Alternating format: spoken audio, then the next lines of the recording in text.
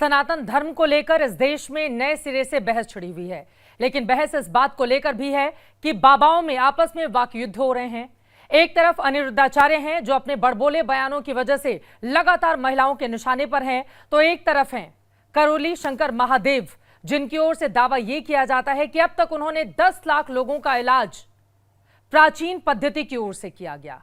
उनकी ओर से दावा किया जाता है चमत्कार तो नहीं, लेकिन कुछ ऐसी अदृश्य शक्तियां होती हैं जिनके जरिए 10 लाख से ज्यादा लोगों को इन्होंने कानपुर में बुलाकर उनका इलाज किया है। हालांकि एक बार एक डॉक्टर की ओर से चुनौती दी गई थी, जिनके ऊपर मारपीट के आरोप भी लगे थे, लेकिन उसके बाद से आज तक न इनके लोगों की संख्या कम हुई, न ही श्रद्धालु इनके बारे में कुछ सुनना चाहते हैं। अब सवाल यह है कि मौजूदा वक्त में साइंस को इतनी बड़ी चुनौती दे रहे हैं, लेकिन वहीं दूसरी तरफ विवादों से भी इनका गहरा नाता है। एक समय पर उन्होंने अपना नाम भी बदल लिया था। बहुत सारे ऐसे सवाल हैं जिनका जवाब आज हम तलाशेंगे, क्योंकि बाबा सवालों के घेरे में हैं। बहुत बहुत स्वागत है एबीपी न्यूज पर आपका।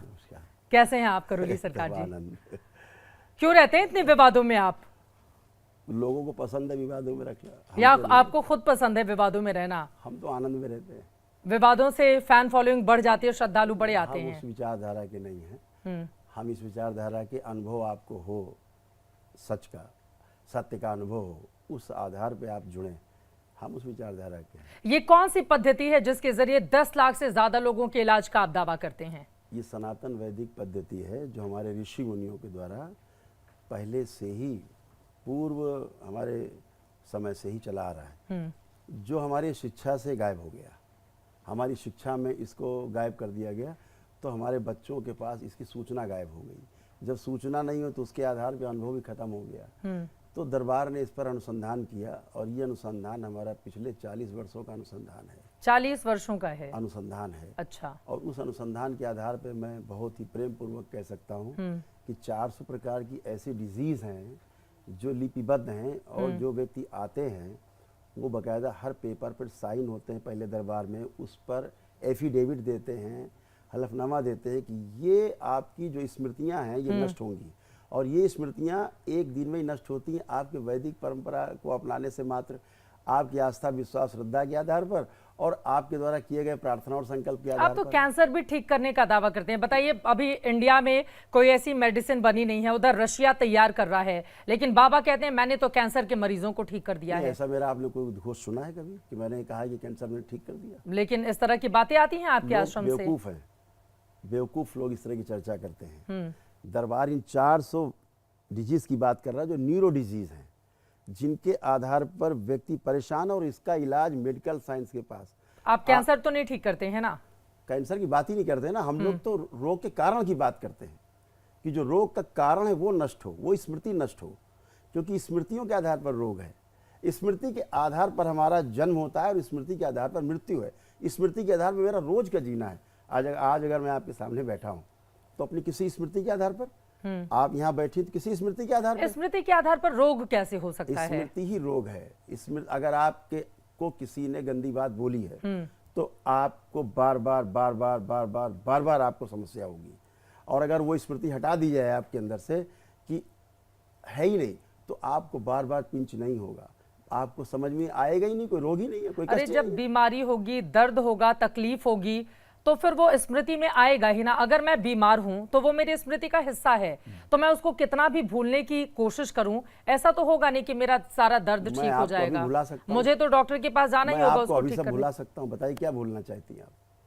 मैं? हाँ, क्या भूलना चाहती हैं आप? क्या बोलना चाहती हूँ? क्या भूलना चाहती हैं आप? क्या भूलना चाहती हूँ मैं?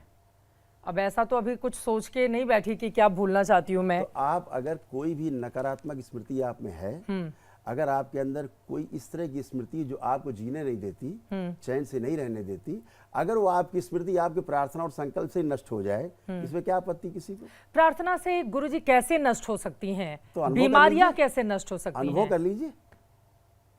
अब मैं थोड़े दिन पहले बीमार थी, आज तो मैं बीमार नहीं हूँ कि मैं अपनी दवा यहाँ से उठेंगी तो आपसे ज्यादा स्वस्थ संसार में कोई दूसरा होगा नहीं। मेरा गला खराब होता है बहुत ज्यादा, शारीरिक रूप से, हाँ, मानसिक रूप से और आध्यात्मिक रूप से। आप ये दावा कर रहे हैं? दावा नहीं है, ये सत्य है। अभी जब आप उठेंगे तो आप ये महसूस करेंगे कि आपको कोई प्रॉब्लम नहीं है। तो क्या आपके अंदर से सकारात्मक पॉजिटिव एनर्जी आ रही है जिससे आसपास के लोगों के ऊपर असर पड़ता है, आप ये बताना चाह रहे हैं? कैसे होगा अगर मेरे अंदर कोई नेगेटिविटी है, नकारात्मकता, वो कैसे दूर होगी? अगर आप सकारात्मक हैं और आप कहीं बैठते हैं तो लोग सकारात्मक हो जाएंगे। आप नकारात्मक हैं, आप बैठेंगे किसी के पास, वो लोग नकारात्मक तो ये होंगे। बीमारी नहीं हुई ना, ये बीमारी मैं है ना। ये दावा थोड़ी ना करूंगी मैं सकारात्मक हूं, मैं बीमारियों को ठीक कर दूंगी। आपकी तो ये पूरी कौन की कहता पूरी है? लिस्ट गलत मैंने बात। निकाल कर ये रखी गलत बात है। आपने तो पूरी लिस्ट बनाकर रखी है करोली सरकार जी। यहाँ पर मैं देख रही हूँ पैनिक अटैक, बिना झटके के स्मृतियां, हत्या, आत्महत्या के विचार की स्मृतियां, हीन भावना की, स्वयं का चेहरा अच्छा न लगने की, घुटनों का दर्द, शरीर की कमजोरी, अकेले रहने की भावना, नकारात्मक, और इसी के साथ ओसीडी है, ऑब्सेसिव कंपल्सिव डिसऑर्डर्स हाँ, हैं, पूरी लिस्ट बना के रखी है आपने। एंजाइटी डिसऑर्डर्स हैं, बाइपोलर डिसऑर्डर हैं, बहुत भयानक बीमारी जिनका इलाज नहीं है। अल्जाइमर नहीं, ये स्मृतियों का आप दावा करें कि बार बार ऐसा महसूस होता है नहीं, अगर किसी को हो गया। आप मेरी बात समझने की कोशिश करें। दरबार रोगों का इलाज नहीं करता, इस बात को पहले आप एक लाइन में लिख लें। दरबार जिन कारणों से रोग उत्पन्न होते हैं वह रोग उत्पन्न होते हैं स्मृतियों के आधार पर। अगर स्मृति नष्ट हो जाती है आपकी, रोग अपने आप चला जाता है। अगर जड़ कट गई तो ऊपर फल पत्ते फूल गायब, उनको नष्ट होना ही नष्ट होना है।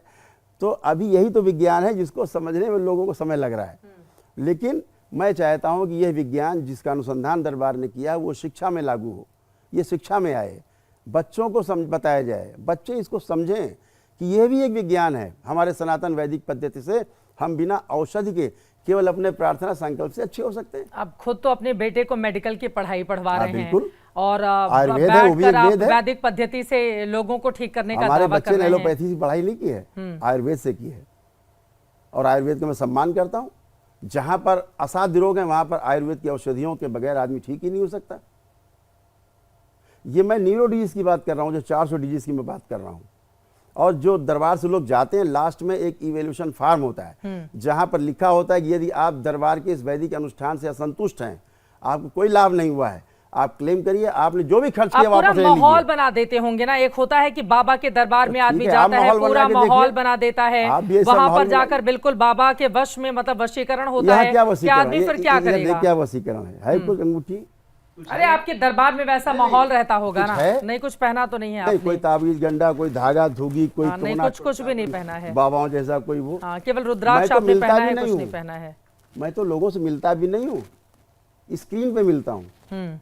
मैं अभी यहाँ बैठा हूँ, दिल्ली में रहूंगा तो लोग दरबार में हैं, वहाँ स्क्रीन पे वो हमें देखेंगे, उनको मैं अपनी स्क्रीन पे देखूंगा, बात करूंगा, वो कहते हैं गुरुदेव बिल्कुल स्वस्थ हूँ, मुझे बीमारियां लेके आज एकदम अच्छा हूँ, मुझे कोई कष्ट नहीं है। लेकिन डॉक्टर जब आपके दरबार में जाते हैं वो कहते हैं मुझे तो कोई चमत्कार की अनुभूति नहीं हुई, फिर आपके ऊपर आरोप लगते हैं आपने उनको पिटवा दिया। देखिए, अगर आप मुझसे बात करना चाहेंगे तो मेरे जैसे व्यक्ति से आप बात करा पाएंगे, तभी बात समझ पाएगा। आप मेरी बात अब स्पेस वैज्ञानिक से कराने लगेंगे, ना वो मेरी समझेगा ना मैं उसकी समझूंगा। तो जो एलोपैथी के डॉक्टर्स हैं उनका विज्ञान का सम्मान है, जहां तक वो पहुंचे हैं उनका सम्मान है, उनकी सर्जरी का सम्मान है, लेकिन औषधियां उनकी बिल्कुल बेकार हैं।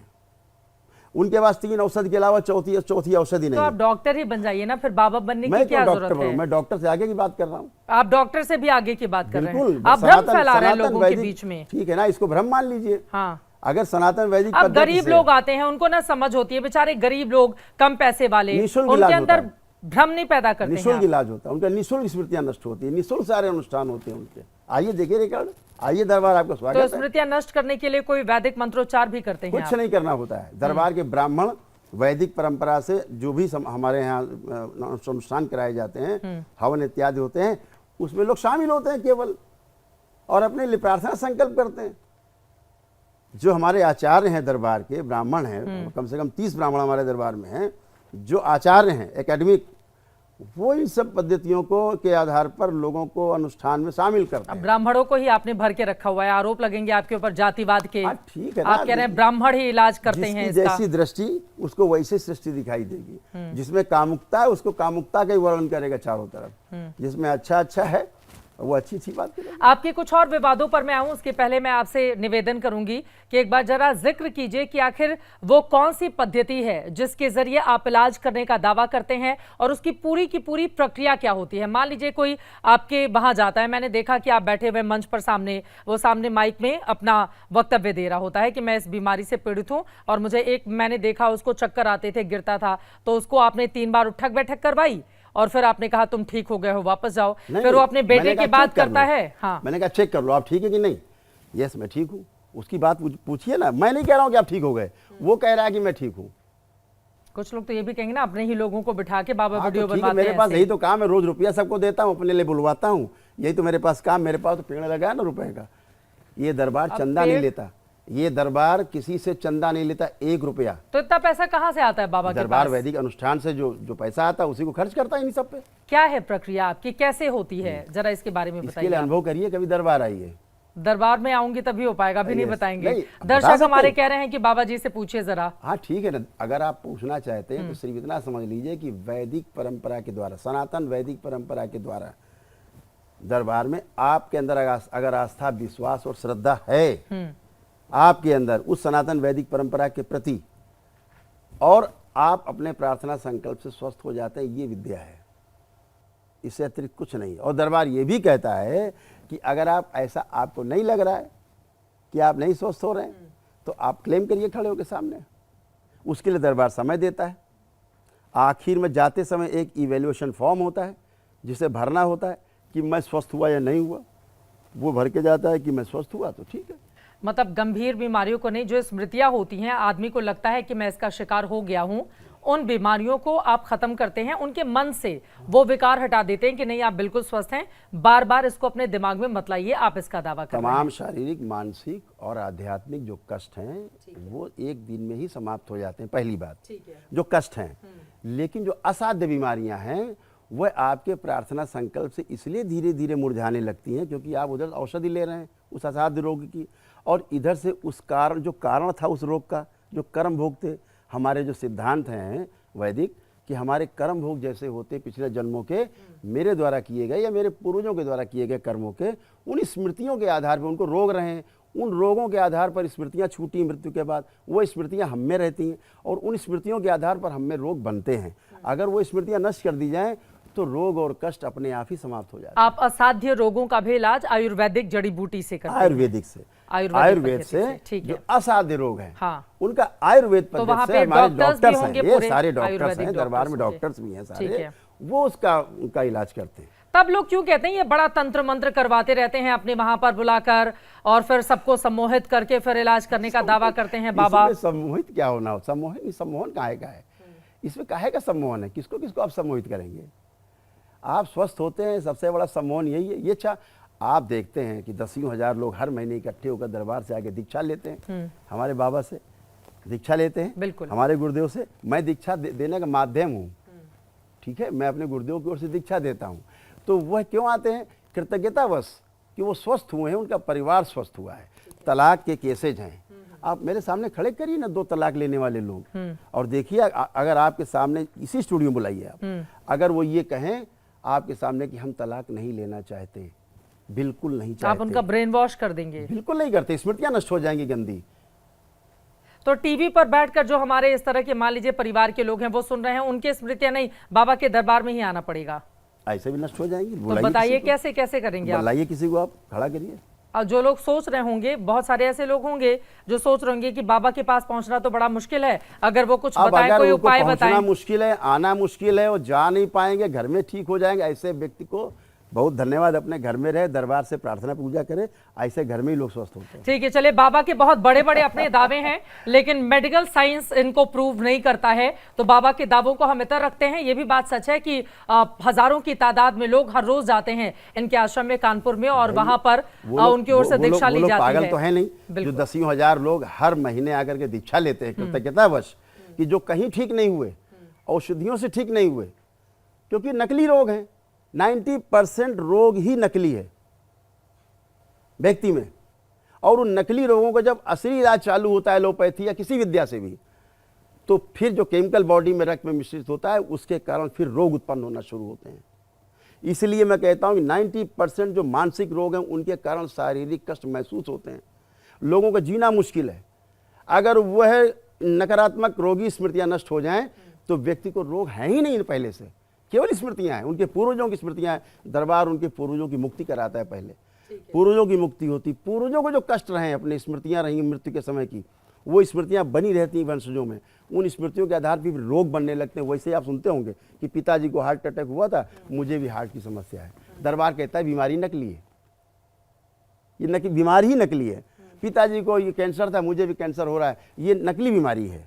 ठीक है, चलिए आपके बहुत बड़े बड़े दावे हैं स्मृतियों को लेकर, नष्ट करने का आप दावा करते हैं, लेकिन हम नहीं जाते हुए क्योंकि मेडिकल साइंस इन चीजों को प्रूव नहीं करता है। मैं तो स्वागत करता हूं, मैं आमंत्रित करता हूं दरबार में, खुले मन से आप सभी को आमंत्रित करता हूं कि आप जैसे लोग आए और दरबार को आकर के पर्दाफाश करें, और अगर सत्य है तो उसको फैलाएं, असत्य है तो दरबार। कैसे पर्दाफाश करेंगे? एक डॉक्टर पहुंचे तो थे बेचारे, पता इतनी पिटाई हुई, कितनी चोटें लगी, परेशान था वो, खुद ही परेशान बेचारा। हाँ, तो क्यों पिटवा दिया आपने? आरोप लगाए थे डॉक्टर, उसकी जांच हो चुकी, सब असत्य निकला। हाँ, सब कुछ असत्य निकला, उसकी जांच हो चुकी। हाँ, फाइल बंद तो हो चुकी है। बिल्कुल कुछ है ही नहीं, जब मतलब ही नहीं है कोई, इसी प्रकार के आप आरोप ही का आश्रम, आप ही के लोगों ने पीटा, फिर बाद में वो अकेले बोलता रहे, कौन बोलेगा उनके खिलाफ? ऐसा बिल्कुल नहीं है। इस भारतवर्ष में कानून भी अपना है, संविधान भी अपना है, वो अपना काम करता है। कोई झूठे आरोप लगाता है तो आरोप को सिद्ध करने के लिए उसको बहुत लंबी लड़ाई लड़नी होती है, और उसके लिए कानून है, उसके लिए व्यवस्था है, प्रशासन है। सबने जांच की, इंक्वायरी की, इन्वेस्टिगेशंस की, फाल्स पाए गए सारे आरोप, बात खत्म हो चुकी, वहां कोई बात ही नहीं, ना थी ना है। मतलब आप तैयार हैं, आपका पर्दाफाश हम लोग करें आश्रम में आकर? तैयार है, जाने देंगे जहां पर भी? एकदम स्वागत है। 24 रोक टोक तो नहीं की जाएगी, बिल्कुल नजर रखी जाएगी। पहले भी मैंने मीडिया को पूरी स्वतंत्रता दी थी, किसी को रोक टोक नहीं थी। मैंने जगह दी, रुकिए और खुद जाइए, घूमिए पूरे दरबार में, 20-25 हजार लोग थे, सबके बीच में जाइए, एक आदमी नहीं आप ला पाए। ठीक है, हम लोग इसकी पूरी तैयारी करते हैं और उसके बाद दरबार आए, मैं स्वस्थ हूँ। हाँ। लोग सभी लोग कह रहे हैं मैं स्वस्थ हूँ। और फिर सबसे बड़ी बात है कि दरबार ऐसे गरीब लोगों को, जिनके पास पैसे नहीं हैं, जिनके पास व्यवस्था नहीं आने जाने की, खाने पीने की, दरबार उनके लिए भी वैदिक अनुष्ठान निःशुल्क कराता है। आप तंत्र मंत्र भी करते हैं? झूठ नहीं करते। ये तंत्र मंत्र टोना टुटका का दरबार विरोध करता है, झाड़ फूक टोना टुटका जादू टोना का कड़ा विरोध करता है, और सरकार से मांग करता है कि ऐसे लोगों के विरुद्ध कानून आना चाहिए, बिल आना चाहिए, ऐसे लोगों को उठा के जेल के अंदर बंद कर देना चाहिए। जो ऊत भूत प्रेत की बात करते हैं उनको उठा के बंद कर देना चाहिए जेल में। कोई ऊत भूत प्रेत नहीं होता, ये सब स्मृतियां हैं, केवल आपकी स्वयं की स्मृति, नकारात्मक स्मृतियां हैं जो आपको तंग करती हैं, आपके बच्चों को तंग करती हैं। पूरे कुल में स्मृतियों का प्रवाह होता है। इन स्मृतियों के बारे में आप जानते हैं ना, तो भूत प्रेत की बात आप। लेकिन गांव में तो हमने देखा है ना, आज भी ये दुर्भाग्य है हमारे देश का कि कई ऐसे गांव से खबरें आती हैं जहां पर एक महिला के ऊपर चुड़ैल के आरोप लगा के भीड़ उसको पीट रही है। कहीं कहीं बड़े बड़े घर हैं, लोगों ने कहा भूत का वास है, वो पूरा घर ही लोग। मैं ऐसे कई लोगों को जानती हूँ कि उन्होंने कहा कि इस हवेली में भूत का वास हो गया है क्योंकि यहाँ पर एक आत्महत्या या वो हुई थी, उसके बाद पूरा घर छोड़कर लोग चले जाते हैं। दरबार कभी किसी अपने भक्त को, किसी शिष्य को नहीं कहता आप घर छोड़िए, कभी नहीं कहता। लोग कहते घर में समस्या, कहते घर उनको डर लगता है घर के अंदर जाने पर, लगता है भूत प्रेत का वास हो गया है वहां पर। समस्या घर में नहीं है, समस्या स्वयं में है। अगर स्वयं में समाधान नहीं है तो कहीं समाधान आपको नहीं मिलेगा, कोई आपको नहीं बैठा ठीक करने वाला। आप ठीक स्वयं से हो सकते हैं, स्वयं से ही अच्छे हो सकते हैं, दूसरा कोई आपको अच्छा नहीं करता। अगर आप दवा भी खाते हैं तो आप में स्मृति होती है कि मैं दवा, ये डॉक्टर बहुत अच्छा है, इससे आदमी आते ठीक होते हैं, मैं भी जा रहा हूं, अगर मुझे डॉक्टर मिल गया और मैं दवा खाऊंगा तो ठीक हो जाऊंगा। मतलब आप ये कह रहे हैं कि जो दरबार में आए वो इस भरोसे के साथ आए कि दरबार उसके साथ जो करेगा उस भरोसे में उनको फायदा मिलेगा। अगर आप डॉक्टर के पास ही जाते हैं, अगर आप डॉक्टर के पास भी जाते हैं तो विश्वास से जाते हैं ना, विश्वास कि मैं वहां जा रहा हूं, मुझे विश्वास है, बहुतों को ठीक किया, मैं वहां भी ठीक हो सकता हूं। तो ये अनिरुद्धाचार्य के ऊपर विश्वास क्यों नहीं कर पा रहे हैं करोली बाबा? नहीं, बात केवल आप लोगों में इतना झगड़ा क्यों चल रहा है? वो आपके बारे में टिप्पणी करते हैं, आप उनके खिलाफ मोर्चा खोल कर रखे हुए हैं। नहीं, मोर्चा नहीं खोला मैंने, उनकी गलत बातों का मैंने केवल विरोध किया। मैं अनिरुद्धाचार्य का विरोध नहीं कर रहा हूँ, मैं अनिरुद्धाचार्य की गलत स्मृतियों का विरोध कर रहा हूँ। मैं उनसे ये कहना चाहता हूँ, बराबर कहता रहा कि आप ऐसी बातें ना बोलें जो परिवार में, बच्चों में, अभिभावकों में, पेरेंट्स में एक शक का वातावरण पैदा करे, एक अविश्वास का वातावरण पैदा करे। आप ऐसा बोल करके माता पिता और बच्चों के बीच में लंबी खाई खड़ी कर रहे हैं। आप ये लंबी खाई ना हो ये हमारा अधिकार है, बनता है, और हमारा दायित्व कर्तव्य भी है कि हम परिवारों में समरसता पैदा करें, परिवारों में प्रेम पैदा करें, विश्वास का वातावरण पैदा करें। उन्होंने कहा है कि 25 साल की लड़कियां 4 जगह मुंह मार के आती हैं, इसीलिए परिवार में वो अपने आप को सामंजस्य नहीं बिठा पाती हैं। पहले 14 साल की उम्र में लड़कियों की शादी हो जाती थी तो बड़ा अच्छा रहता था। तो ये उनको अनुभव कहाँ से हो गया है? मैं तो अनुभव की बात कर रहा हूँ, सूचना की बात मैं मानता नहीं। दरबार पूरा अनुभव पे आधारित है। आप दरबार आइए, वैदिक प्रक्रिया करिए, आप स्वयं अनुभव करिए। ऐसे ही मैं केवल उनकी बात से आप सहमत हैं या असहमत हैं? उनकी किस बात? लड़कियों के बारे में जो टिप्पणी उन्होंने की। एकदम पूरी तरह असहमत, 100% असहमत। बल्कि मैं कहना चाहूँगा कि इस प्रकार के दुष्प्रचार से उनको बचना चाहिए। सामने आकर के उनको नारी समाज से पूरे क्षमा मांगनी चाहिए। उन्होंने किंतु परंतु करते हुए तो माफी मांगी है। ये किंतु परंतु नहीं, स्पष्ट बात करें। अगर आप अपने को मानते हैं कि आप समाज सुधारक हैं, तो आप कथा बाँचते हैं, तो आप अच्छी बाँचें। अब बाँचें मतलब अच्छी बातें बोलें, अच्छी बातें बोल करके अच्छी स्मृतियाँ लोगों में फैलाएं। इस प्रकार की नकारात्मक स्मृतियाँ फैलाने का आपको कोई अधिकार नहीं है, क्योंकि आपको सुनने वाले बहुत लोग हैं, बच्चे भी सुनते हैं, गलत रास्ता पकड़ेंगे। एक तरफ तो आप दुनिया भर का ढोल मंजीरा बजा करके एक इस तरह की कथा में कामुकता पैदा करते हैं बच्चों में, और फिर बाद में कहते हैं साहब ये तो कामुक है। आप भगवान श्री कृष्ण, भगवान नारायण ने गीता का भी तो उपदेश दिया है। बिल्कुल, गीता की बात कर लो थोड़ी, भगवान राम की बात कर लो थोड़ी, आदर्शों की, तो क्या चला जाएगा? तो वो क्यों ये वाली बातें ज्यादा क्यों करते हैं? वो कहते हैं लड़कियां मेकअप इसलिए करती हैं ताकि पुरुषों को आकर्षित करें। वो किसको आकर्षित कर रहे हैं? वो भी तो पेंट पोत के बैठे पूरे चेहरे पे। मेकअप करते बाबा? बहुत देख लीजिए सामने, उनसे पूछ लो भाई तुम क्यों, उनका मुंह धुलवा दीजिए, देखिए असली रूप सामने आ जाएगा। आपको लगता है कि वो मेकअप करके बैठते हैं? सामने है ही मेकअप। अरे भाई इतने डिजाइनर कपड़े पहनने की क्या जरूरत है भाई? इतने डिजाइनर और चुन्नी डाल के बैठने की क्या आवश्यकता है उनको?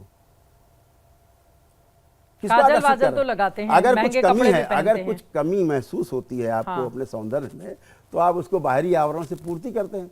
तो उनके विचारों में सौंदर्य है कि उनके चेहरे का सौंदर्य लोग देखें? नहीं, तैयार होके तो बैठते हैं वो। हाँ, तो तैयार होके बैठते हैं, तो अंदर से भी तैयार होके बैठे हैं, अंदर से ज्ञान के रूप में भी। सूचनाएं बहुत है, ज्ञान कम है। आप भी मेकअप करते हैं? देखो ना कितना किया हुआ है। आप नहीं करते हैं? देखिए ना, मतलब मेरे सामने तो नहीं दिख रहा है। हाँ, नहीं, अगर कहीं भी देखा हो आपने कभी मेरे को मेकअप, यही मेरा मेकअप है, मैं जो बोलता हूँ यही मेरा मेकअप है। अनिरुद्धाचार्य आगे ये भी बोलते हैं कि 15 अगस्त इसलिए मनाया जाता है क्योंकि अगस्त ऋषि ने समंदर पी लिया था। तो 1 अगस्त से अंग्रेज इतना थर-थर कांपने लगे कि उन्होंने निर्णय किया कि अब तो 15 अगस्त को हम लोग हिंदुस्तान छोड़ देंगे। तो फिर वो हिंदुस्तान छोड़कर चले गए। क्या कहें इस आदमी के बारे में, शब्द नहीं इस आदमी के बारे में। भ्रम फैलाने के अलावा इनके पास कोई काम नहीं है। एक्शन भी तो नहीं हो रहा है। अगर वो भ्रम फैला रहे हैं, गलत बयानी कर रहे हैं, तो कुछ हो भी तो नहीं रहा है। ये काम व्यवस्था का है, जो शासन है, जो तंत्र है, उसका काम है कि हम लोग तो बात को उठा सकते हैं। ऐसा लग रहा है अभी थोड़े सॉफ्ट हो गए हैं आप। उस दिन तो कह रहे थे अनिरुद्धाचार्य के खिलाफ मोर्चा खोलेंगे, दरबार में आपकी ओर से कहा गया था कि देश के अलग अलग हिस्सों में प्रदर्शन करेंगे। मोर्चा तो तब तक चलता रहेगा जब तक क्षमा नहीं मांग लेंगे। क्या मोर्चा खोला है आपने? वैचारिक मोर्चा है। मैं तो कहता हूँ बुलाइए मेरे सामने, आप बात कराइए अनिरुद्धाचार्य जी से, मेरे सामने बिठाइए। वो आप पर भी टिप्पणी करते हैं दरबार में, कैसे बाबाओं के पास जाने की जरूरत नहीं है जो भ्रम फैलाकर इलाज करते हैं। ठीक है ना, भ्रमित आदमी को भ्रम ही दिखेगा, जो खुद भ्रमित उसको भ्रम ही दिखेगा। आप भी इलाज का दावा करते हैं? अनिरुद्धाचार्य कोई दावा नहीं करता। मतलब मैं सनातन वैदिक पद्धति से आपकी रोगी नकारात्मक स्मृतियों के नष्टीकरण की बात करता हूँ। जो रोगों का कारण है, रोगों का कारण नष्ट हो जाने के पश्चात रोग अपने आप गायब हो जाता है। ठीक है, रोगों के नष्टीकरण के लिए हम भौतिक बात कर रहे हैं, हम भौतिक बात ही नहीं कर रहे हैं, हम तो अभौतिक बात कर रहे हैं। जिस अभौतिक समस्या के कारण आपको भौतिक समस्याएं दिख रही हैं फिजिकल, अपने आप ही नष्ट हो जाती हैं। अगर आपको किसी व्यक्ति ने कोई खराब बात बोल दी, अगर वो आपकी स्मृति से नष्ट कर दिया जाए, ना आए कभी आपकी स्मृति में, तो फिर आपको कष्ट भी नहीं होगा।